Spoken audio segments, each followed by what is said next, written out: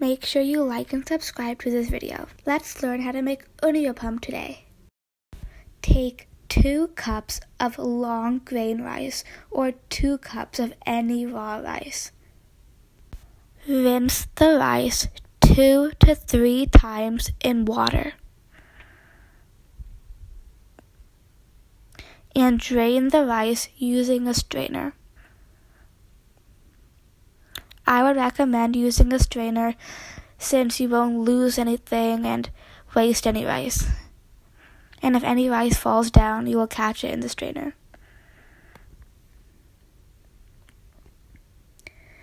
Do this 2 to 3 times.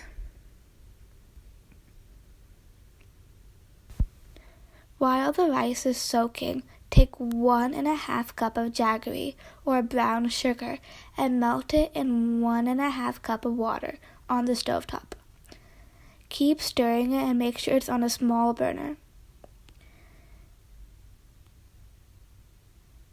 Add ½ teaspoon of salt into the sugar or jaggery.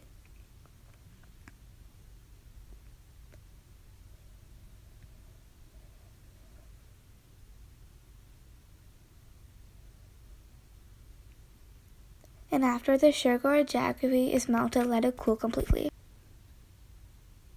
Take 2 tablespoons of black or white sesame seeds and dry roast them until they are slightly golden brown.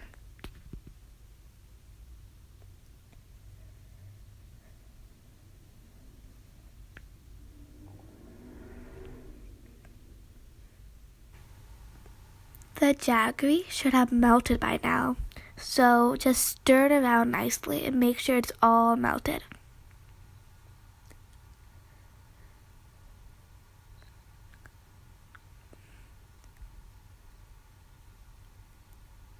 Add a teaspoon of cardamom to the melted jaggery.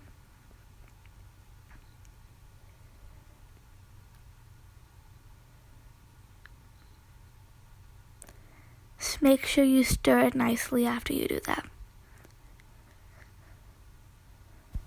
Stir the sesame seeds nicely. They have become golden brown, so you can keep it aside.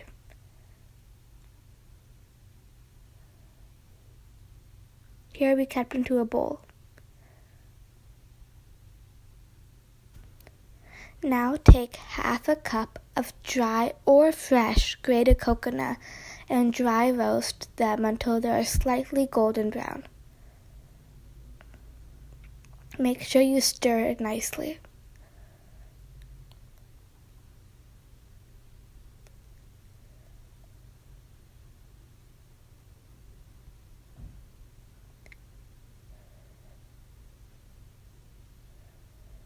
Dry roast them until they are golden brown.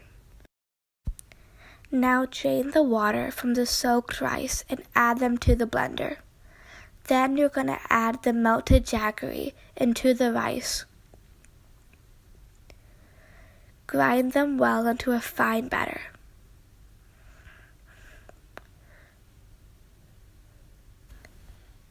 Pour the batter into a container. Add the roasted sesame seeds and the coconut into the batter. Then add 1 teaspoon of baking powder into the batter.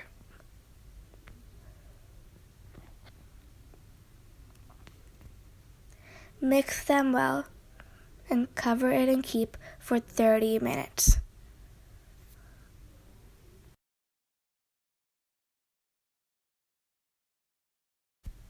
After 30 minutes, you are ready to make your Unniappam. Take the mold and put it on the smallest burner and make sure you preheat it. It has to be hot, so make sure you do that step. It's very important.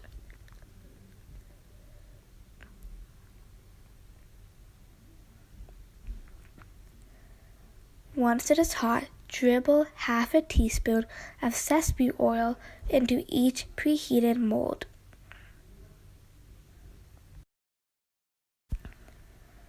Take the batter and stir it nicely. Then pour the batter into each mold. I would recommend putting the batter 3/4 in each mold because it could spill over. So don't fill it up to the very top if you want them to come out perfect.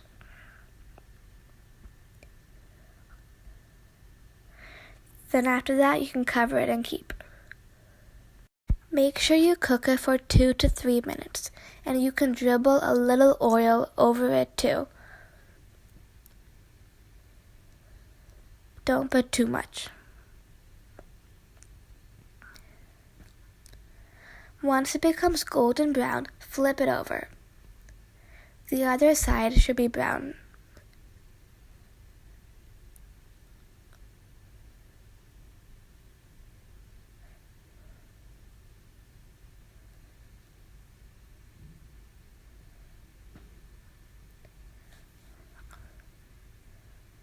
Then you can cover it and keep. When both sides are cooked for 2 to 3 minutes, it is ready to eat.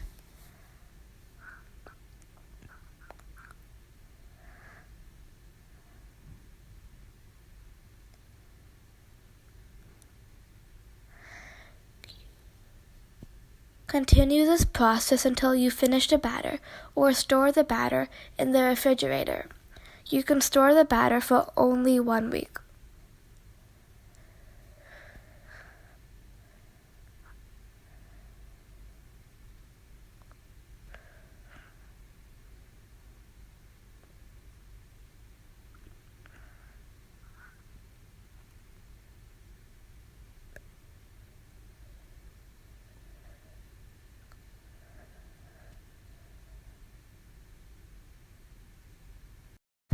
These were super delicious and I absolutely loved it.